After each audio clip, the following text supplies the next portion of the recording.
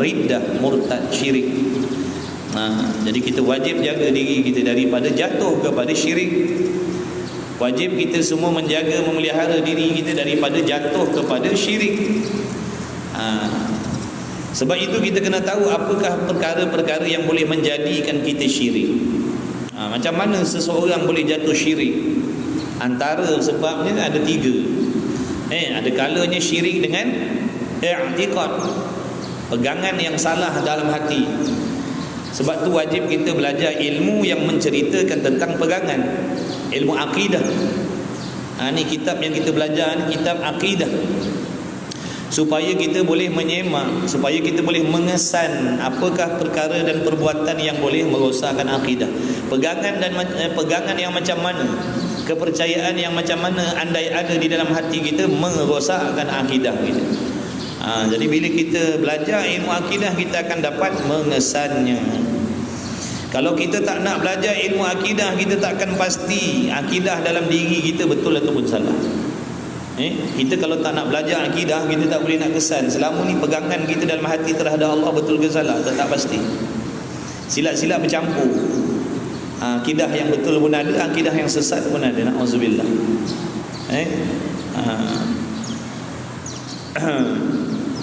Macam mana kita nak menghukumkan sesuatu perkara ataupun pegangan tu salah kalau kita tak ada ilmu tentang tu? Saya tak pandai ilmu kira-kira, saya tak pandai matematik, saya tak pandai mengira, tambah, tolak, darab, bahagi, saya tak pandai. Macam mana saya nak katakan kira-kira tu salah? Betul tak? Saya tak ada ilmu mengira, nombor pun saya tak kenal, darab, bahagi, tolak pun saya tak tahu. Bagaimana untuk saya mengatakan salah kira macam ni? Betul tak? Saya boleh mengecam ini salah, kira-kira macam ni salah apabila saya ada ilmu tentang kira-kira. Begitulah juga macam mana kita nak mengetahui akidah dalam diri kita betul ataupun salah tanpa kita ada ilmu akidah. Tanpa kita ada ilmu akidah, macam mana kita nak tahu akidah tu betul ataupun salah, pegangan tu betul salah, fahaman tu betul salah? Bila kita belajar ilmu akidah, baru kita boleh kesan salah begini. Okey, itu yang pertama. Wajib jaga akidah kita daripada jatuh kepada syirik. Yang kedua, seseorang tu boleh syirik dengan sebab perkataan. Kadang-kadang perkataan yang kita cakap hari-hari ni kadang-kadang tak perasan boleh merosakkan akidah. Tapi bagi orang yang belajar ilmu akidah, dia akan tahu sempadan bercakap, apa perkataan yang boleh, apa perkataan yang tak boleh. Bercakap bagaimana yang boleh mengkafirkan, mengkufurkan, perkataan yang macam mana yang tidak mengkufurkan. Dan yang ketiganya, perbuatan. Kadang-kadang seseorang tu boleh jadi syirik, rosak akidah dengan sebab perbuatan. Jadi bila kita belajar, insya-Allah kita akan tahu benda. Dan kita boleh pantau pegangan kita boleh pantau perkataan kita, dan kita boleh pantau perbuatan kita. Kalau kita tak ada ilmu akidah, macam mana nak jaga perkataan, macam mana nak jaga perbuatan, macam mana nak jaga pegangan dalam hati? Itu bahaya, bahaya. Takut-takut kita rosak akidah dalam diam. Takut rosak akidah dalam diam. Na'udzubillah min zalik. Sebab tu bila kita belajar, Allah akan tunjukkan kesilapan, kesalahan kita. Bila kita belajar ilmu akidah, Allah akan tunjukkan kesilapan-kesilapan fahaman kita dalam hati. Maka itulah kesempatan untuk kita perbaiki dan perbetulkan. Orang-orang yang Allah pilih belajar ni, tanda-tanda Allah sayang kepada dia. Bila kita Allah pilih belajar, Allah pilih mengaji, itu tanda Allah sayang kita. Allah nak memperbetulkan kita, Allah nak bagi petunjuk. Melalui ilmu tu tadi, melalui ilmu-ilmu yang kita belajar tu, nanti kita akan nampak, kita dapat mengesan kesilapan dan kesalahan kita dalam ibadah. Di situlah ada peluang untuk kita memperbaiki. Kalau kita tak belajar, kita tak nampak silap, kita teruskan kesilapan tu sampai mati. Na'udzubillah. Itu bahaya. Bahaya. Alhamdulillah Allah pilih kita belajar. Ini semata-mata rahmat Allah, tuan-tuan. Bukan kewajipan bagi Allah memilih kita belajar. Tidak wajib Allah memilih kita semua menuntut ilmu. Cuma harus sahaja kita ni kira bertuah. Padahal Allah tak wajib pun pilih saya, Allah tak wajib pilih tuan-tuan semua belajar mengaji tak. Bahkan Allah tak wajib memilih saya dan tuan-tuan jadi orang Islam, tak wajib bagi Allah, tak wajib bagi Allah, harus sahaja. Jadi kita ni muju sangat. Muju sangat-sangat Allah pilih, muju sangat. Yang kedua daripada 6 itu nafsu. Maknanya apa nafsu ni? Ertinya diri. Wajib jaga diri, wajib jaga nyawa maksud sini. Wajib jaga nyawa, wajib jaga diri kita. Maka wajib dipelihara akan dia nafsu. Makna nyawa kita, roh kita. Wajib jaga daripada mengerjakan yang membinasakan diri dan memberi mudarat akan dia, akan diri. Dan kerana inilah diharamkan bunuh diri dan diharamkan meminum akan minuman yang haram seperti arak. Kerana dengan sebab kita ni diwajibkan oleh Allah memelihara diri daripada membuat sesuatu yang memudaratkan diri. Sebab itu dalam Islam melarang membunuh, larang bunuh diri. Dosa besar bunuh diri ini, dosa besar. Kalau dibunuh diri di i'tiqad halal, matinya kafir. Na'udzubillah. Kalau dibunuh diri, sebelum dibunuh diri di i'tiqad bunuh diri ini tak apa, bunuh diri ini halal, maka mati kufur dah dia. Na'udzubillah. Kalau tak i'tiqad begitu, matinya dalam keadaan su'ul khatimah, mati dosa besar, mati bawa dosa besar. Penutup hidup dia tu mengerjakan dosa besar. Na'udzubillah. Jadi kena belajar agama kita ni. Kadang-kadang bila tak ada ilmu, bila tak ada ilmu, tak ada pegangan, tak ada iman, maka yang menguasai diri kita emosi kita dan nafsu syaitan kita. Sebab tu kadang benda remeh-temeh pun boleh jadi bunuh diri kan? Masalah bunuh diri, hutang bunuh diri. Bukan tu jalan penyelesaian. Sebab tu bila kita ada masalah, pergi rujuk ulama, rujuk orang soleh, bagaimana cara nak buat ni. Bukan mengambil keputusan bunuh diri. Lagi mati sesat. Na'udzubillah. Kita tak ada pegangan. Na'udzubillah. Kita jauh daripada agama pun jadi macam tu. Kena ada pegangan kita, kena ada akidah. Kaya-kaya bunuh diri. Kalau nak ikut apa pasal nak bunuh diri? Kaya senang mewah. Duit banyak, harta banyak, bunuh diri. Itu masalah hati. Diri dia dikuasai oleh syaitan dan nafsu.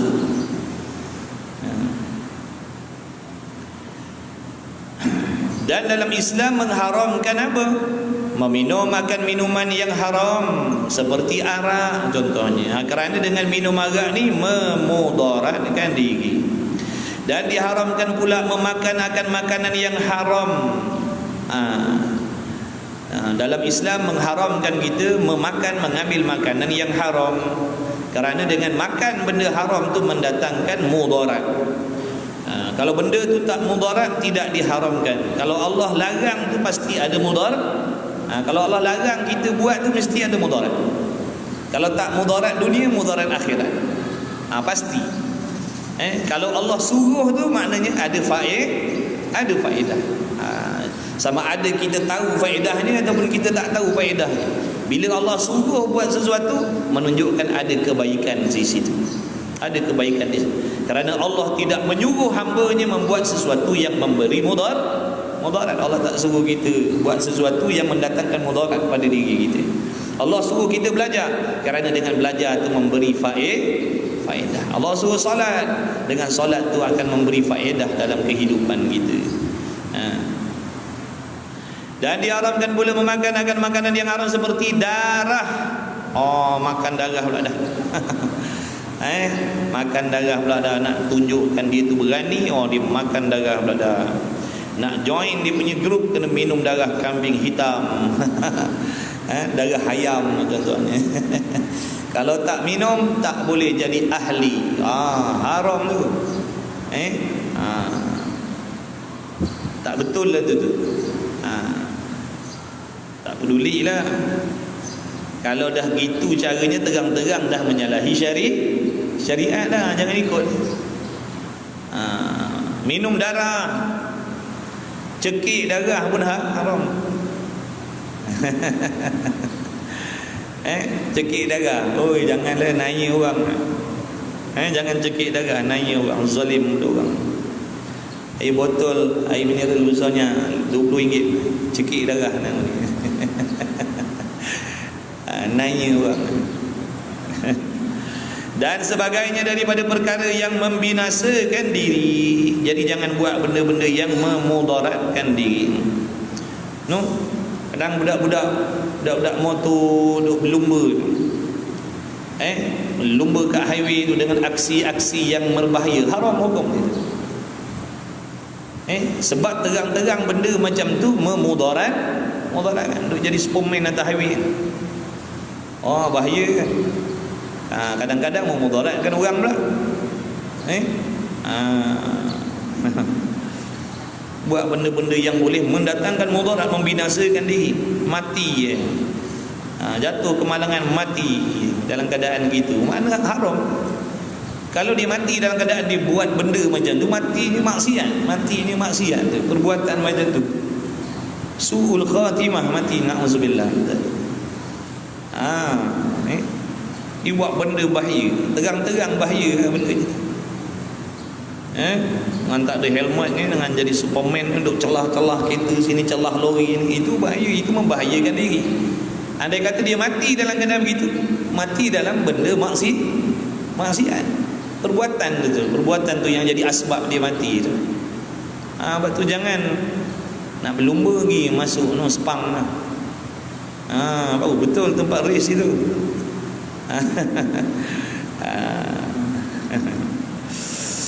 Diharamkan pula memakan habis. Kemudian apa? Yang ketiga daripada 6 itu akal. Wajib jaga akal kita. Wajib jaga akal. Yang pertama, yang kedua ni tadi wajib jaga nyawa kita. Sebab tu kita ni kalau mempertahankan diri, orang datang menyerang kita contohnya, kita mempertahankan nyawa kita, mati syahid, mati syahid. Kita tengah duduk orang datang serang rumah tangga kita, contoh kita mempertahankan diri kita, mati syahid. Mati kerana apa? Dalam menjaga benda yang diwajibkan oleh Allah. Matinya syahid. Orang yang mati mempertahankan nyawa dia, orang yang mati dalam keadaan mempertahankan diri dia, mati syahid. Yang ketiga iaitu akal. Daripada 6, wajib jaga akal ni. Nikmat besar ni Allah bagi. Nikmat akal ni kalau tak ada satu ni, habislah. Tak ada faedah kita. Yang membezakan antara kita dengan haiwan, akal lah. Yang lain semua sama. Betul tak? Kalau Allah tak bagi akal pada kita, sama dengan haiwan. Haiwan makan, kita makan. Haiwan berbini beranak, kita pun berbini beranak. Bapa singa, dia cari makan untuk anak bini dia, kita pun cari makan untuk anak bini juga. Betul tak?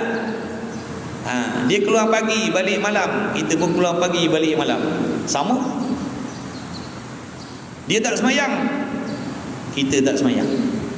Sama kan? Haiwan tak solat, kita pun tak solat. Haiwan tak tutup aurat, kita pun tak tutup aurat. Jadi sama. Sebab tu Allah bagi kita akal, supaya dengan akal ni boleh kita membezakan antara kita dengan haiwan. Tapi kalau Allah bagi akal, kita tak guna akal kita pada tempat yang disuruh oleh Allah, maka tak ada perbezaan dengan haiwan. Sebab tu dalam Quran Allah Ta'ala sebutkan tanda-tanda kemurkaan Allah, kebencian Allah, sampai Allah Ta'ala kata kadang-kadang manusia ni lebih hina, lebih teruk dari binatang lagi. Makna tak sepatutnya kita buat sedemikian sedangkan kita diberi kewarasan oleh Allah. Kalau binatang buat benda macam tu, memang padan patut pada dia, sebab dia tidak waras. Kita waras. Kita boleh membezakan mana yang menguntungkan, mana yang merugikan. Tapi kita tak nak guna akal kita untuk benda macam tu. Bahkan kita gunakan akal kita untuk mencari keduniaan. keselesaan, tapi tak menggunakan akal bagaimana untuk membuat persiapan mati yang akan menyelamatkan kita. Kita tidak gunakan akal kita bertepatan dengan tujuan kita dihidupkan oleh Allah. Apa tujuan kita hidup? Adakah kita ni hidup disuruh mencari kesenangan? Tujuan kita dihidupkan untuk mencari keselesaan, mencari kekayaan. Adakah itu tujuan kita dijadikan? Tidak. Tujuan kita dijadikan ibadah. Apa maksud ibadah? Mengabdikan diri kepada Allah dengan mana mentaati segala perintah Allah. Dah nak mentaati perintah Allah Ta'ala tadi, pasti ada cara dia. Bukan boleh main taat sesuka hati kita. Ada undang-undang, ada peraturan, betul tak? Maka kita tak gunakan akal kita. Macam mana nak mentaati perintah Allah? Macam mana nak beribadah kepada Allah seperti yang Allah suruh? Kita tak nak gunakan akal kita untuk belajar. Kalau kata Allah suruh solat yang bagaimana? Macam mana solat yang Allah suruh? Macam mana puasa yang Allah suruh? Macam mana menutup aurat yang Allah suruh? Macam mana menjadi seorang suami yang Allah suruh? Macam mana menjadi seorang isteri yang Allah suruh? Kita tak gunakan akal kita untuk menimba ilmu. Bagaimana kita nak melaksanakan ibadat tadi tu? Sebaliknya kita gunakan akal kita untuk mencari kesenangan tadi tu. Jadi dah salah guna akal kita.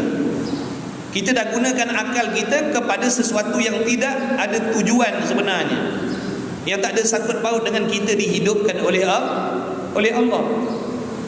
Saya gunakan akal saya, fikir macam mana cari jalan nak senang, nak kaya, nak mewah, nak orang puji, nak orang hormat, nak orang pandang, nak hidup selesa. Saya gunakan akal saya cari jalan macam mana nak senang, macam mana nak kaya, macam mana nak mewah, macam mana orang nak puji, macam mana nak orang hormat. Saya gunakan benda tu, akal saya cari jalan benda. Saya tak pernah pun gunakan akal saya untuk mengenal siapa yang menjadikan saya, siapa Tuhan yang menciptakan saya, bagaimana cara solat yang Allah suruh saya. Saya tak belajar, saya tak gunakan akal saya. Itu nama kufur nikmat akal yang diberi oleh Allah. Kufur nikmat akal. Akal ni nikmat, wajib kita syukur. Apa maksud syukur? Menggunakan nikmat tersebut kepada perkara yang diredai oleh Allah. Itu nama syukur. Syukur bukan makna kita memuji. Memuji belum tentu bersyukur. Memuji belum tentu bersyukur. Kita kata alhamdulillah sihat hari ni. Adakah bersyukur? Adakah kita bersyukur dengan kita memuji gitu, alhamdulillah hari ni sihat? Belum tentu. Mana gunakan sihat tu? Mana kita gunakan nikmat sihat tu? Adakah kita gunakan nikmat sihat untuk buat benda yang Allah suruh, ataupun gunakan nikmat sihat untuk buat benda yang Allah larang? Kalau kita gunakan nikmat sihat kita untuk buat benda yang Allah suruh, namanya syukur dengan nikmat sihat. Kalau kita gunakan nikmat sihat kita buat benda yang dilarang oleh Allah, namanya kita tidak bersyukur dengan nikmat sihat yang diberi oleh Allah. Walaupun lidah kita kata tadi alhamdulillah sihat hari ni, tiba-tiba kita gunakan nikmat sihat untuk pergi mencuri ke contohnya, untuk pergi buat maksiat, makna kita tak bersyukur dengan nikmat sihat. Alhamdulillah malam ni kita diberi taufik oleh Allah, gunakan akal kita memikirkan tentang hukum hakam Allah. Gunakan nikmat pandangan kita untuk tengok jalan nak pergi ke masjid, majlis ilmu. Gunakan mata tengok kitab. Gunakan telinga kita menadah dengar ilmu yang bermanfaat. Gunakan pernafasan kita untuk menolong kita menuntut ilmu. Ini nama bersyukur. Makna syukur-syukur ni gunakan nikmat itu kepada perkara yang Allah suruh. Kalau nikmat itu kita gunakan untuk buat benda yang Allah larang, namanya kufur nikmat. Khianat dengan nikmat yang Allah bagi, salah guna. Salah guna nikmat.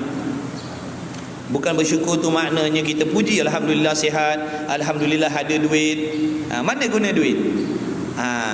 Alhamdulillah dapat kerja. Mana gunakan pekerjaan tu? Untuk apa pekerjaan tu? Untuk apa pekerjaan tu? Alhamdulillah dapat kerja, gaji mahal. Untuk apa tu? Nak apa sebenarnya dengan pekerjaan yang gaji begitu? Besok semua akan ditanya oleh Allah. Tsumma latus'alunna yauma idzin 'anil na'im. Allah tanya gitu. Mana gunakan harta kekayaan, mana gunakan? Sebab tu kita kena usaha memerintah, mengguna pakai, segala nikmat yang Allah bagi untuk tujuan ibadah. Barulah dipanggil bersyukur. Syukur.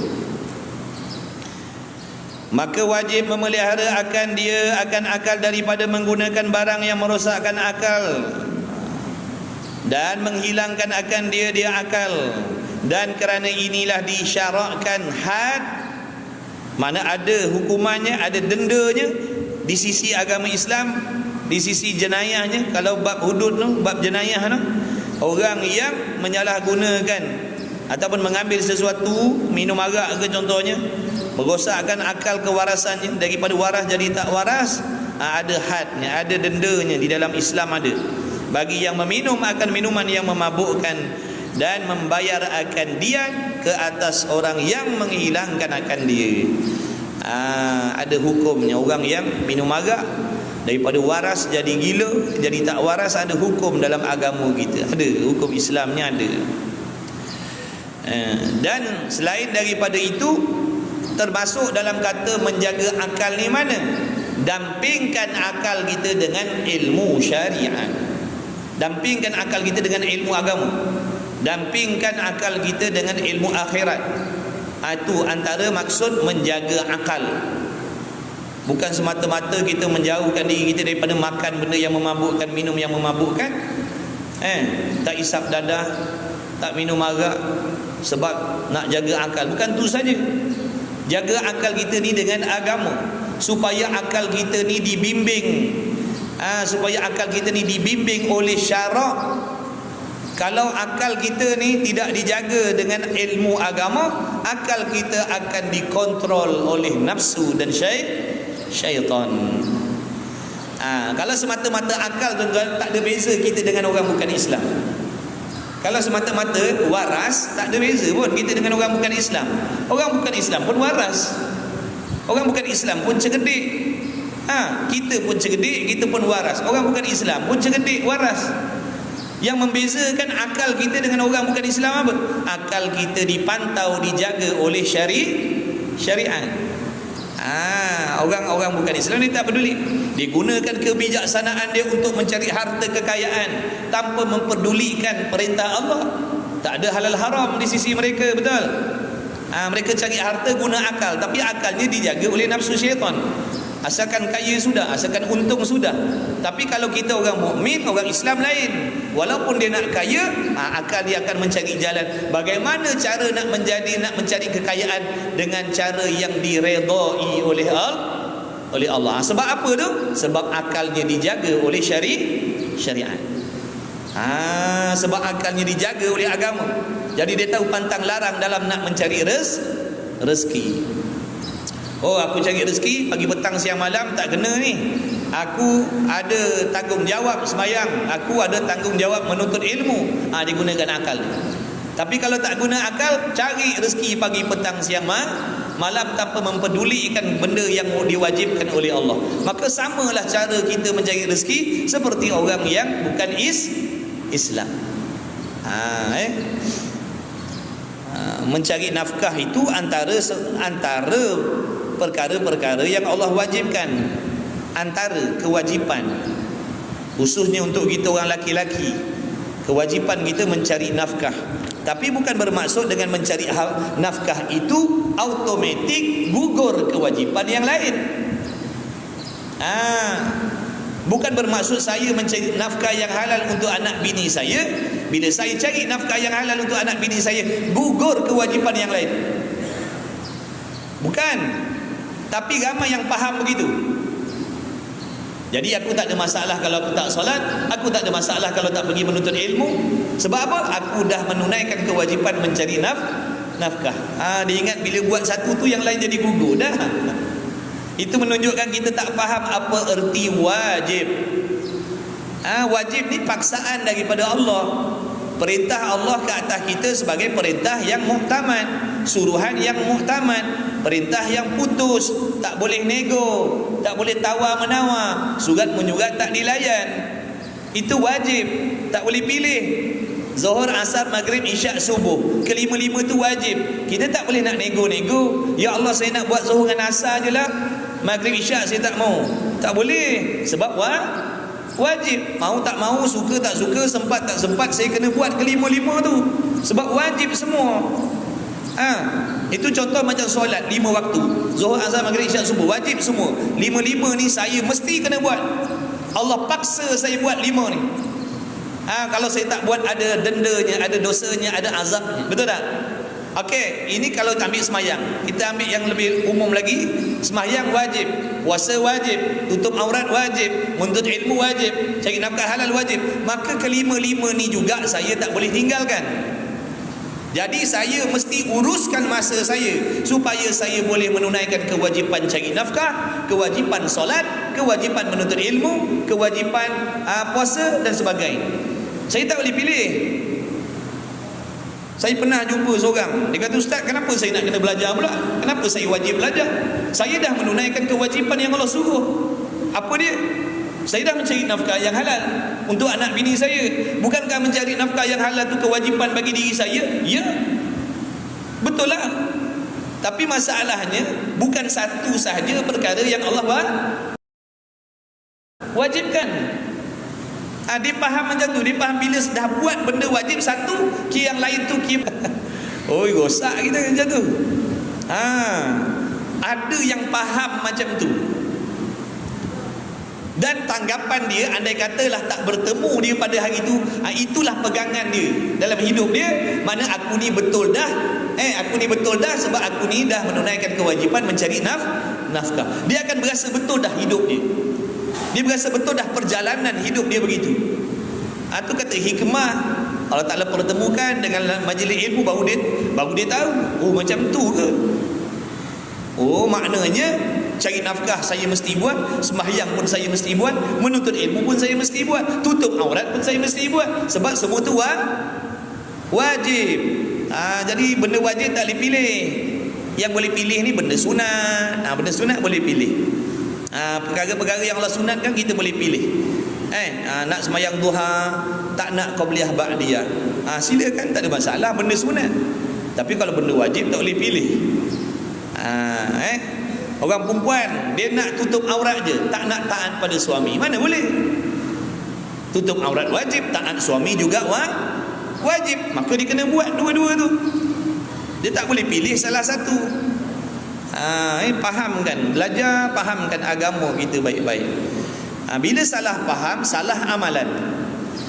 Bila kefahaman kita tentang agama, tentang ibadat salah, maka cara melaksanakan ibadat juga akan jadi salah. Kita buatlah ibadat dengan cara yang salah tadi. Sangkaan kita betul, dah kita buat, rupanya salah.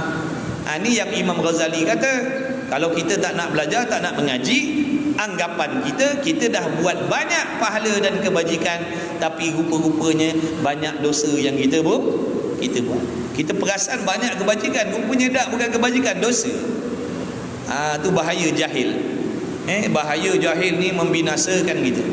Kita kata orang kafir harbi tu yang duk menzalimi umat Islam, yang bunuh orang Islam, duk khianat orang Islam, jahat.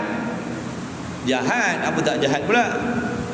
Tapi sedarkah kita sifat jahil terhadap agama yang ada di dalam diri kita itu terlebih jahat daripada kejahatan orang kafir lagi?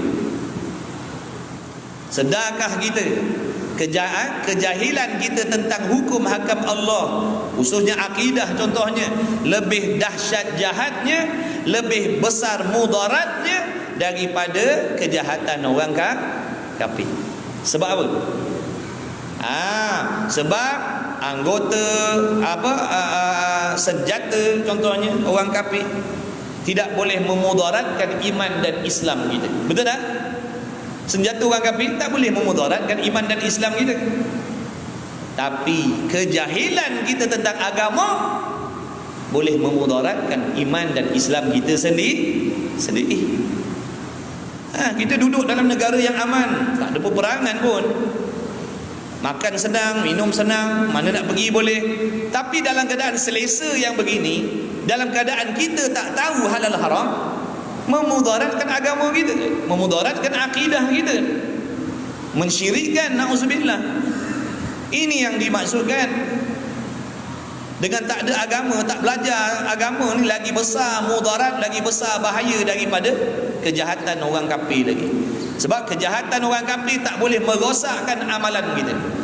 Kejahatan orang kafir tak boleh memudaratkan akidah dan iman kita. Tapi kejahilan kita tentang agama, walaupun kita duduk dalam senang, dalam mewah, dalam selesa, dalam tak sedar imannya dah tak ada dah. Na'udzubillah min zalik. Jangan kita kata orang kafir ni jahat. Memang jahat, tapi kita kena tahu ada benda yang lebih jahat dalam diri kita. Ada benda yang lebih kotor, yang lebih jijik, lebih bahaya dalam diri kita sendiri. Yang kita tak pernah ambil peduli pun, yang kita tak pernah nak ambil kisah pun. Ini antara tipu daya syaitan, menyebukkan kita dengan sesuatu perkara supaya kita dialihkan pandangan kepada benda yang lebih penting. Tentang apa yang berlaku pada saudara mara kita di Palestin. Ya, memang kita kena ambil tahu. Tapi sayangnya kita hanya mengambil tahu tentang perkara itu, tapi tak mengambil tahu tentang diri kita sendiri. Ini yang bahaya. Kita tak perasan. Pandangan kita dah dialihkan ke situ supaya kita terlupa tentang diri kita sendiri. Kita tak semayang lagi, semayang kita tak betul lagi, semayang kita tak khusyuk lagi, akidah kita tak tahu ke mana hala lagi, hati kita tak bersih lagi. Tapi tak pernah ambil berat pun tentang benda tu. Bukankah benda tu akan memberi mudarat di hari kiamat untuk kita besok? Bukankah benda tu memberi mudarat dalam untuk kita bila kita nak mati besok? Itu lebih memberi mudarat. Tapi tak ramai yang perasan benda tu. Kita lebih tumpu kepada benda lain. Ini antara perangkap nafsu. Yang Imam Ghazali kata, kadang-kadang nafsu ni mengajak kita membuat kebaikan, kerana apa? Kerana nak melekakan kita daripada sesuatu yang lebih penting. Kita leka, bagus, bukan kata salah dah, bukan saya kata salah, bagus. Yang salahnya kita peduli tentang benda tu, tapi tak peduli tentang keselamatan diri kita sendiri. Makna dua-dua kena ambil tahu. Nasib saudara mara kita di sana pun kena ambil tahu. Yang terlebih utama, nasib diri kita. Aku ni macam mana kalau mati dalam keadaan tak kenal Tuhan? Aku ni macam mana kalau mati dalam keadaan solat aku Allah tak terima? Aku ni macam mana kalau aku mati dalam keadaan akidah aku salah? Kita tak pernah fikir benda tu. Kita tak takut tentang bahaya tu. Yang mana bahaya tu lebih dekat dengan kita lagi, mudaratnya lagi dekat dengan diri kita lagi. Maka hati-hati. Hati-hati. Perangkap syaitan nafsu tu macam-macam jenis ada. Macam-macam jenis ada.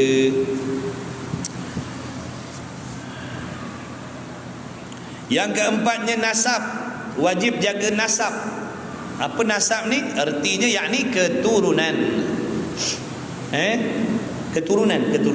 Wajib jaga keturunan kita. Apa maksud jaga keturunan ni? Kalau orang kaya ambil calon menantu kaya je, macam tu. Macam cerita drama kita tu. Nak kahwin jangan kahwin orang biasa. Nak kahwin dengan orang kita ni ahli perniagaan. Jaga keturunan kita. Bukan maksud gitu. Bukan maksud gitu. Maksud jaga keturunan ni mana? Maka wajib atas mukallaf memelihara nasab, yakni memelihara keturunan dengan bahawa menjauh ia mukallaf laki-laki perempuan daripada mengerjakan perkara yang merosakkan nasab, yang merosakkan keturunan kita. Dan kerana wajib menjaga nasab keturunan, kerana inilah diharamkan berzina dengan sekeras-kerasnya.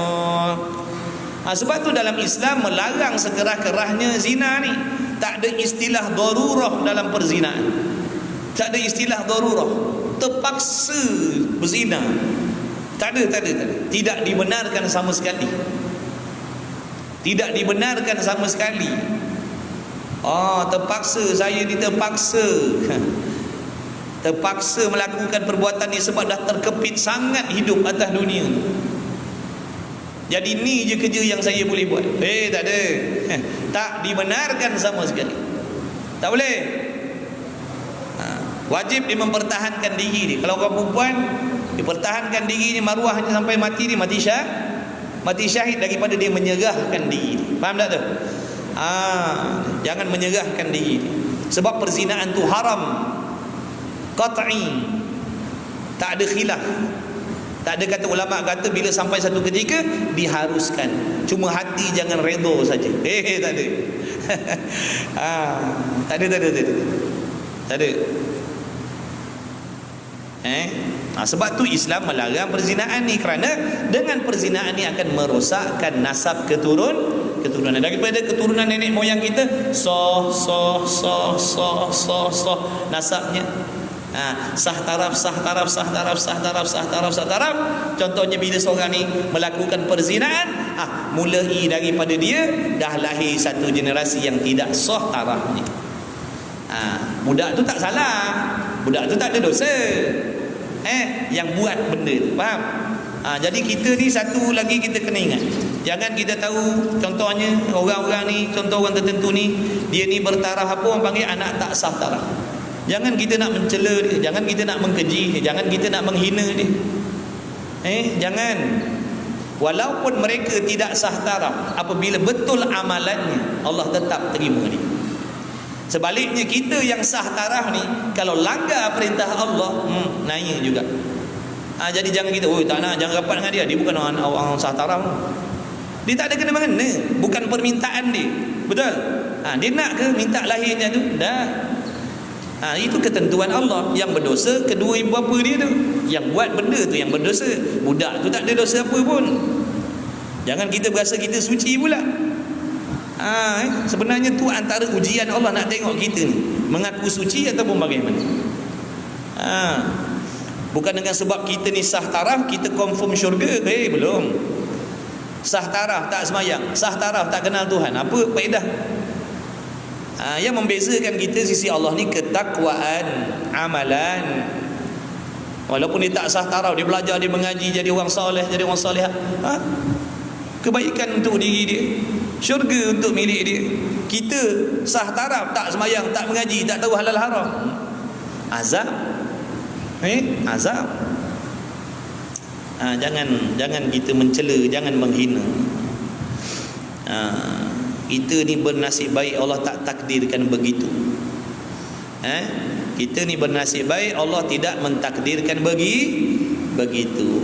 Bila kita Allah Ta'ala takdirkan dapat benda macam ni, lahir sebagai orang yang sah taraf, kita kata orang hina, orang keji, kotor. Jangan. Banyak lagi keturunan kita yang belum tahu nasib dia bagaimana lagi. Kita kena ingat. Kita kena ingat, banyak lagi keturunan kita yang akan datang tu belum tentu nasib dia bagaimana pula. Adakah kita berani jamin keturunan kita semuanya akan jadi baik? Tak boleh jamin. Siapa berani jamin? Tak ada orang berani jamin. Sebab tu jaga mulut kita, jaga lidah kita. Takut nanti Allah balakan ke atas diri kita pula. Takut nanti Allah balakan atas keturunan kita pula. Sebab tu jangan mencela, jangan menghina. Jangan mencela, jangan menghina. Allah akan uji dengan apa yang kita cakap. Apa yang kita cakap, Allah akan uji kita. Allah nak sedarkan kita ni, yang kita ni sentiasa berkendak berhajat kepada rahmat Allah. Cela orang. Yang disuruh cela maksiat, bukan orang. Kita ni dengan orang-orang kita cela. Itu salah kita. Kita disuruh mencela maksiat, bukan mencela orang. Orangnya tu kita kena sayang, orangnya tu kita kena selamatkan, orangnya tu kita kena bagi ilmu, orangnya tu kita kena dakwah, orangnya tu kita kena bimbing. Yang disuruh benci perbuatan dosa tu. Orang tu kita kena bagi petunjuk. Kita dengan orang-orang kita buang sekali. Dah siapa nak menyelamatkan? Siapa nak memberi hidayah kepada dia? Siapa nak memberi pelajaran kepada dia? Kalau dengan orang-orang je kita buang sekali, siapa yang nak menyelamatkan dia? Apa kelebihannya bila Allah Ta'ala jadikan kita orang yang lebih tahu, yang lebih faham? Itu disuruh benci kepada maksiat, bukan disuruh benci pada orang yang membuat maksiat. Orang yang membuat maksiat tu kita kena sayang dia sesama Muslim. Kena bagi hidayah, kena bagi nasihat, bagi petunjuk. Begini. Yang disuruh benci adalah diri maksiat, bukan orang. Orang tu kita kena selamatkan dia. Rasul sallallahu alaihi wasallam tengok macam mana. Rasul tak benci umat dia. Yang Rasul benci maksiat yang umat dia buat. Rasul tak benci umat dia. Rasul benci perbuatan maksiat tu, dosa tu, kekufuran tu. Kekufuran tu yang Rasul benci. Kita dengan orang-orang itu benci sekali. Sebab kita rasa kita mulia. Kita rasa kita mulia, kita rasa kita lebih mulia. Belum pasti lagi tuan-tuan, kita semayang mengaji ni belum ada jawapan lagi. Kita semayang mengaji belum ada jawab, belum ada jawapan. Belum ada jawapan lagi. Jawapan kat sana besok. Dekat sini tak ada jawapan lagi. Belum tentu lagi. Lebih-lebih lagi pula kita ni jenis ibadat campur-campur. Yang haram pun buat, yang wajib pun buat. Mengumpat pun buat, semayang pun buat, mengumpat pun buat, mengaji pun buat. Habis tak ada. Ni zahirnya bersih, hatinya kotor. Macam mana gitu? Tak ada jaminan. Jadi jangan berasa sedap duduk gitu. Jangan berasa dah sedap duduk, jangan. Kena intai, cari, korek lagi apa dosa maksiat yang kita buat. Banyak lagi. Tak nampak bukan maksud tak ada. Tak nampak bukan makna tak ada. Kita tak jumpa cari. Benda ada, tak jumpa cari. Sebab apa tak jumpa cari? Rabun, buta. Buta. Bila mata kita tertutup, kita cari benda tak nampak, kita kata mana ada. Padahal benda ada, cuma kita tak nampak. Jadi kita tak nampak dosa-dosa kita, bukan maknanya kita tak ada dosa. Kita tak nampak sebab kita buta. Hati kita buta.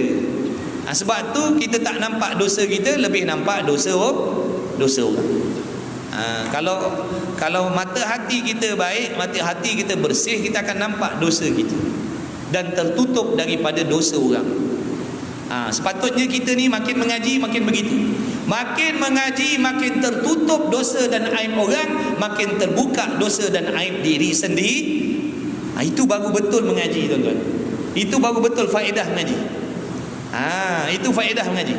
Makin mengaji makin tertutup dosa orang, makin tertutup aib orang, makin pekak telinga kita daripada cerita tak baik orang, makin buta mata kita daripada melihat dosa orang, tapi semakin celik melihat dosa sendiri, makin dengar maknanya perkataan-perkataan atau benda yang jahat daripada diri kita sendiri. Itu baru ada faedah menuntut ilmu. Itu tanda-tanda ilmunya ada keberkahan, tanda-tanda ilmunya memberi manfaat. Tapi kalau makin mengaji makin menyalahkan orang, makin mengaji makin nampak dosa orang, makin berasa suci, ini sesat. Ini masalah, tuan-tuan. Ini masalah orang belajar. Ini masalah orang mengaji. Masalah orang mengaji. Makin mengaji makin rasa suci, makin nampak orang lain jahat, makin nampak orang lain dosa. Ini masalah. Kena semak cepat-cepat tu. Mana tu? Ada wire shot tu. Ada tempat tu. Kalau betul dia mendapat ilmu yang berkat, dia bukan jadi begitu. Dia makin bersangka jahat pada dirinya sendiri dan makin bersangka baik pada orang lain. Itu dah makin mengaji makin bersangka buruk dengan orang. Kena semak tu. Mana salah tu? Bahaya tu kalau begitu. Makin mengaji makin pendendam, makin mengaji makin pendengki. Berat. Ini bala ni, na'udzubillah. Moga Allah jauhkan kita. Moga Allah jauhkan kita tu. Jangan ingat kita mengaji ni confirm selamat dah. Jangan.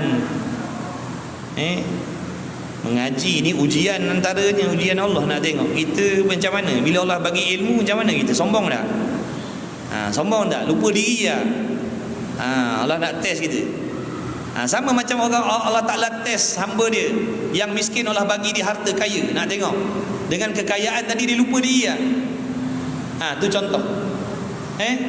Si A ni miskin asalnya, Allah bagi dia rezeki nikmat kaya. Nak tengok dengan kaya yang Allah bagi tadi, dia lupa tak asal usul dia, dia lupa tak Tuhan dia, dia lupa tak diri dia. Samalah macam kita ni. Dulu kita tak mengaji. Ni kita duduk dalam majlis ilmu ni baru je tuan-tuan. Dulu kita tak pernah mengaji, tak pernah duduk dalam majlis ilmu. Dulu kita tengok macam mana orang-orang sekarang tengok kita ni, orang lalu lalang nampak kita duduk masjid belajar. Macam itulah kita dulu. Tengok daripada jauh je. Kita tak ada lagi, betul tak? Ke lahir-lahir ngaji dah kita. Lahir-lahir terus mengaji. Nampak tak? Allah bagi kita nikmat belajar, Allah pilih kita belajar, Allah pilih kita mengaji. Nak tengok, lupa tak dia? Lupa tak asal usul? Lupa tak asal usul? Mana asal usul kita dulu? Macam mana boleh dapat benda ni? Macam mana boleh dapat nikmat ni? Daripada mana datangnya benda ni? Jadi kalau kita belajar, dengan mengaji, dengan mengajar kita berasa kita dah mulia, itu salah. Lupa diri. Batu Allah ajar kita, Allah bagi pengalaman, duduk dalam jahil dulu, duduk dalam maksiat dulu, supaya kita ada pengalaman. Maknanya kedosaan dan kemaksiatan yang Allah takdirkan atas diri kita tu ada ilmu besar sebenarnya, pengajaran bagi diri kita, supaya andai kata satu masa nanti Allah bagi kita ilmu, taufik belajar, mengaji, beramal, supaya hati kita tidak lupa mana hakikat kita, mana asal kita, supaya kita boleh ada rasa sayang pada orang yang tidak mendapat hidayah daripada Allah. Bukan mencela. Dulu kenapa kita tak boleh jadi macam ni daripada dulu? Kenapa kita tak berhijrah daripada dulu? Kenapa kita tak boleh mengaji daripada dulu? Dulu tengok daripada jauh orang belajar, orang mengaji, orang tutup aurat dan sebagainya. Kenapa kita tak boleh buat benda tu waktu tu? Kenapa kita tak boleh selamatkan diri kita daripada kemaksiatan tu? Sebab tidak ditolong oleh Allah. Lalu dengan kehendak Allah, Allah takdirkan kita, Allah bagi nikmat, belajar, kesedaran, kita pun mengajilah, belajarlah. Daripada tak reti semayang jadi reti, daripada tak tahu tutup aurat jadi tahu, contohnya. Sekarang ni giliran kita nak tengok orang macam tu pula. Nak tengok lupa tak diri kita. Kalau orang yang belajar daripada pengalaman dosa dan maksiat dia tidak akan mencela orang tu. Bahkan dia akan ada sifat belas kasihan. Ya Allah, berilah taufik, ya Allah. Berilah taufik, berilah petunjuk kepada mereka, ya Allah. Sebab aku dulu begitu. Aku nak buat baik tapi aku tak mampu sebab tidak diberi taufik. Maka sekarang ni mereka pun begitu. Mereka tidak ada kuasa nak menyelamatkan dirinya daripada dosa, melainkan dengan rahmat Allah. Kita pun begini, kita pun begitu juga. Itu saya kata tadi, tidak ada suatu benda yang Allah buat atas dunia ni sia-sia. Kalau kita fikir dengan akal kita yang bodoh ni, kenapalah Allah buatkan maksiat atas diri kita? Kan tak elok, betul? Apalah sebabnya Allah takdirkan kita ni jatuh dalam maksiat? Kita fikir macam tu. Kan tak elok tu pada kita, sebab jahil. Tapi dah Allah takdirkan kita jatuh dalam maksiat tu, antaranya apa? Memberi pelajaran dan pengalaman untuk diri kita, supaya andai kata satu masa besok kita dipilih oleh Allah jadi orang belajar, orang mengaji, orang beribadah, tidak ada rasa sombong dalam hati. Sama macam cerita miskin tadi lah. Bila dia sedar mana datang harta, walaupun dia tengok orang miskin, dia takkan hina, dia takkan cela. Sebab apa? Dia pernah miskin. Sebab dia pernah susah. Jadi walaupun sekarang dia jutawan, dia takkan mencela orang fakir miskin, sebab dia dah belajar daripada pengalaman dia dulu. Samalah macam kita ni, belajar daripada pengalaman kita duduk dalam kejahilan, tak belajar, tak mengaji, tak semayang dulu. Itu ilmu yang Allah nak bagi kita sebenarnya, supaya kita boleh menjaga ibadah kita, tidak menjadi orang yang sombong, tak menjadi orang yang ujub, orang yang sombong. Kalau tak kita kata, ni jahat ni, tak semayang ni jahat ni, tak mengaji ni jahat ni, dedah aurat ni jahat ni. Dulu bukankah kita buat benda sama juga dulu? Bukankah kita buat benda sama dulu? Nampak tak?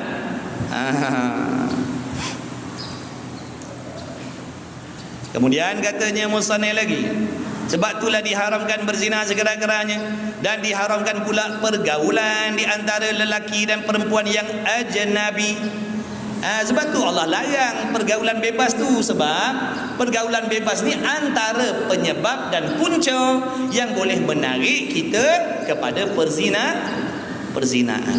Dia bukan hari tu jumpa terus berzina. Bukan hari tu dia bergaul, hari tu dia berzina, bukan. Dia ambil masa daripada tak kenal-kenal, daripada segan-segan jadi dah tak segan. Nampak tak tu? Dia kerapat. Daripada tak mesra jadi mesra. Tu nak ke situ tu. Bukan hari ni jumpa, hari ni berzina, bukan maksud begitu. Makan masa. Allah nak cegah kita daripada maksiat ni, daripada benih lagi. Bukan dah tumbuh separuh baru cantas, tidak. Islam bukan jenis macam tu. Islam bukan jenis macam tu. Biar benda maksiat tu tumbuh separuh cantas dah, benih dia pun jaga dah. Jangan ada benda yang menjadi asbab kita tertarik kepada perzinahan. Sebab tu Islam larang kita bergaul bebas. Kerana daripada pergaulan bebas itu akan menimbulkan benda-benda yang boleh menarik diri kita kepada perzinahan. Dia Tuhan kita, Dia yang buat kita, Dia yang ciptakan nafsu, Dia yang terlebih tahu kejahatan nafsu daripada diri kita sendiri. Sebab tu Dia melarang. Sebab Dia yang terlebih tahu mudaratnya, Dia yang terlebih tahu bahayanya. Sebab tu Allah larang. Tapi kita tak percaya. Kita tak percaya. Kita kata mana ada apa-apa. Tu yang berlaku tu. Bila dah berlaku perzinaan pula, terlibat dengan jenayah pula dah. Asalnya perzinahan tadi, terlibat jenayah pula. Bunuh budak tu, baby tu, bunuh perempuan tu pula. Nampak tak? Dia semakin kepada benda yang lebih na'udzubillah, lebih teruk lagi, lebih keji.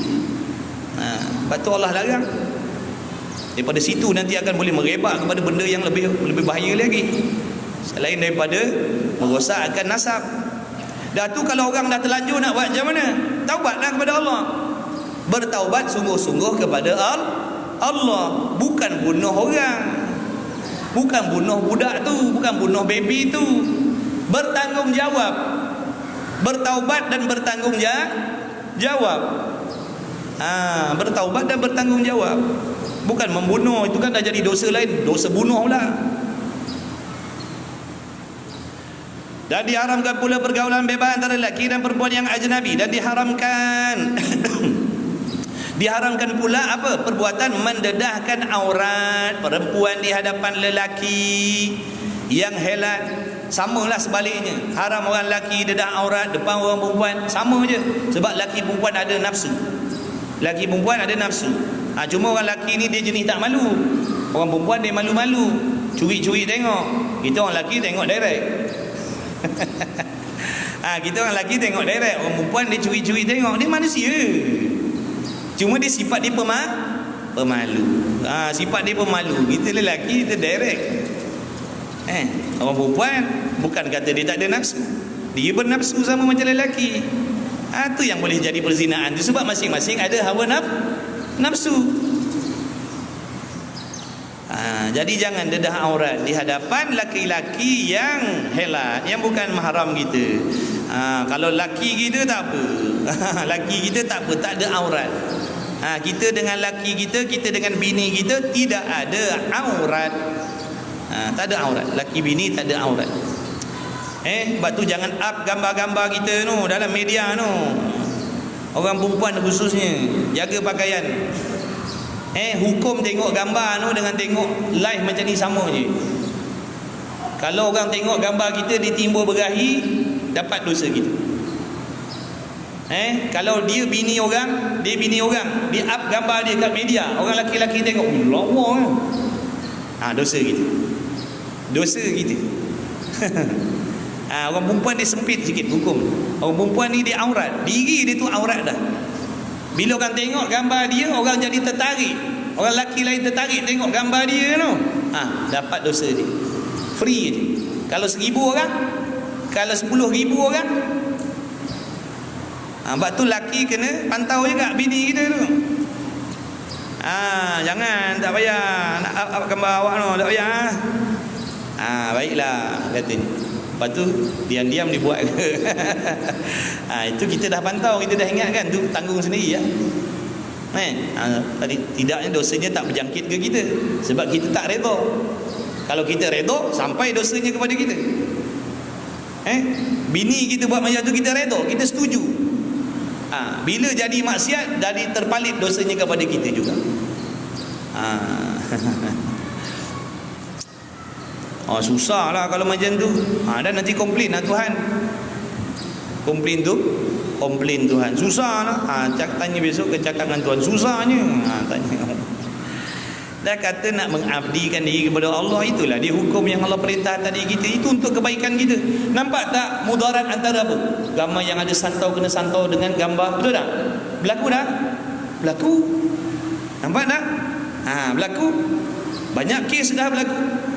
Orang ambil gambar kita dalam handphone duk puja-puja kena. Sebab tu Islam Allah jaga awal dah. Allah jaga awal dah. Kita tak percaya. Nampak tak? Bila Allah larang, maknanya Allah nak selamatkan kita dari mudarat. Kita tak percaya. Tu kena mudarat. Lawanya. Siap kau. Kau siap kau. Kau siap kau. Dia cari jalan macam mana nak kenakan orang ni. Sekarang punya masa orang nak kembali kepada zaman dulu, nak jadi jahiliyah balik dah. Guna secara halus tu yang jadi macam-macam. Dalam rumah tangga jadi bergaduh, rupa ada benda lain. Tu kadang-kadang orang ni dia dengki, manusia ni kan yang dengki. Main dengki. Bini kau lawa kau jaga kau. Bini kau lawa kau jaga. Dulu aku tak dapat dekat engkau kau jaga kau. Manusia tuan-tuan. Sebab tu kena ingat benda-benda macam tu. Jangan ingat benda tu mustahil berlaku. Zaman akhir zaman ni orang tak tahu dah benda-benda halal haram begitu. Dan diharamkan pula mendedahkan aurat perempuan di hadapan lelaki yang helat, kerana ia sebab bagi keinginan, akan timbul keinginan nafsu yang menjadi tangga bagi zina. Tak pedulilah lebay tak lebay, ustaz tak ustaz, lebay tak lebay, dia manusia betul. Keingat pakai kopiah sekepan ni tak ada nafsu pakai kopiah sekepan jadi malaikat. Tetap manusia. Jadi tak peliklah kalau kita dengar orang nampak ahli agama terjatuh dalam perbuatan yang begitu. Manusia, dia manusia. Faham tak? Cuma pada kita ni bila ada orang yang nampak cenderung agama buat benda macam tu, jahatnya, kejinya. Padahal yang tak begitu buat benda lagi tu lagi ramai lagi. Tapi pada kita, kita tak apa, kita bukan orang mengaji. Ada hukum tak apa pula. Ada hukum tak apa kita orang tak mengaji tak apa buat benda macam ni. Kau orang mengaji mana boleh buat macam tu? Mana datang hukum ni? Semuanya dilarang oleh Allah. Betul tak? Kau mengaji, kau tak mengaji, bila haram tetap haram. Bukan kata awak ni orang belajar agama tak boleh buat macam ni, haram. Kita orang tak apa, kita orang lain, kita orang tak belajar. Senang.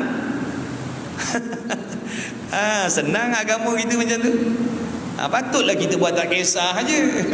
Sebab kita tak mengaji, kira okey lah tu, kira selamat lah tu, kira alasan tu nanti Allah terima. Awak ni dimaafkan, kamu dimaafkan sebab kamu tak mengaji. Mana boleh, yang haram-haram lah atas semua. Bertudung pun berzina juga. Yang tak bertudung lagi ramai berzina daripada yang bertudung.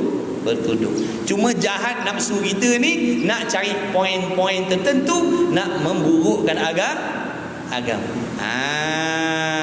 Jahat nafsu kita. Ini poin penting ni. Ini poin ni.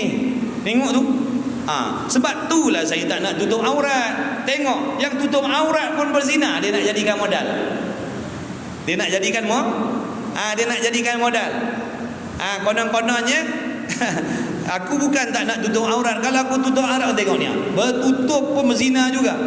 Pak lebay pun buat zina juga. Sebab tu lah aku tak nak benda-benda macam tu.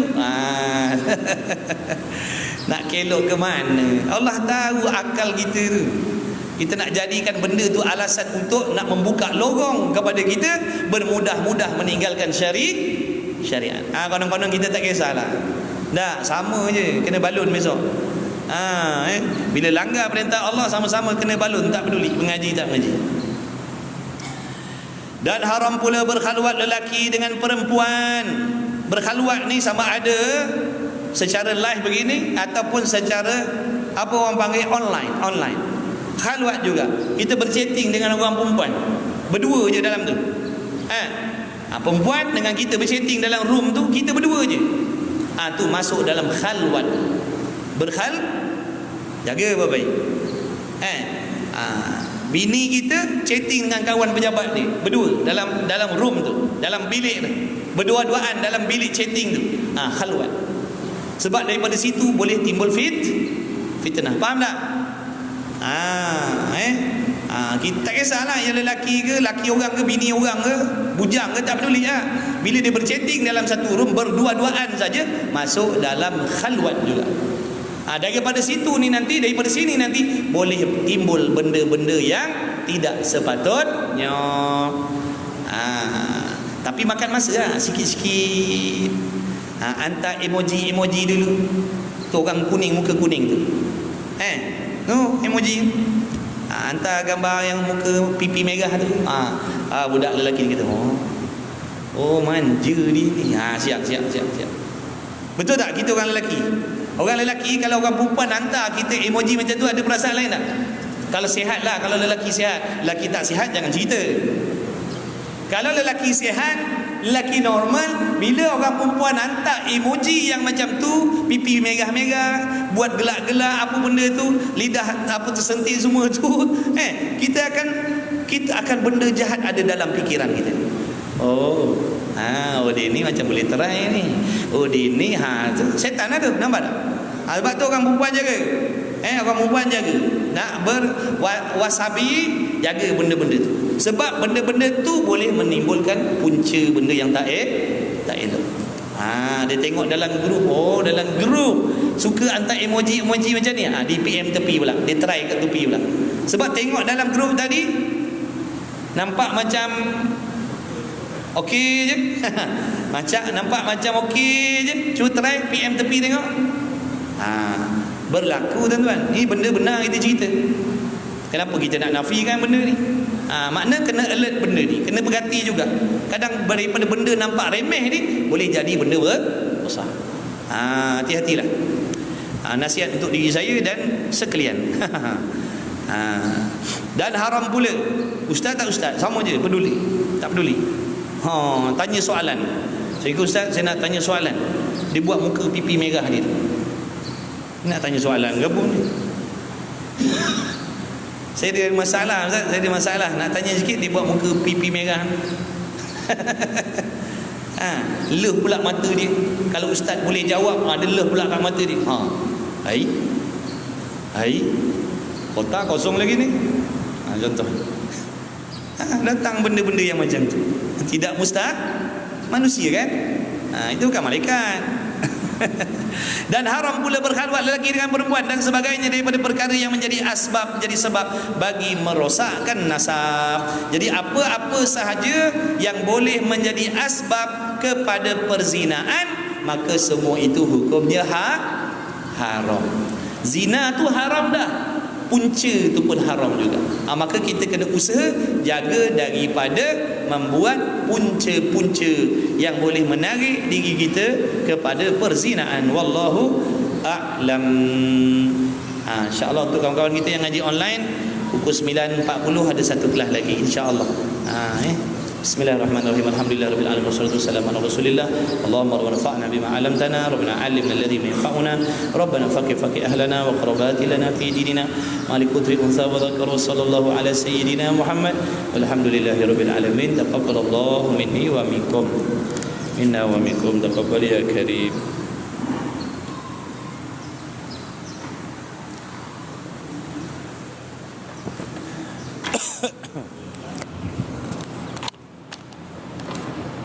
Cik. Sama-sama Pak Cik. Boleh. Sikit suara macam batuk lah. Dah 3-4 hari.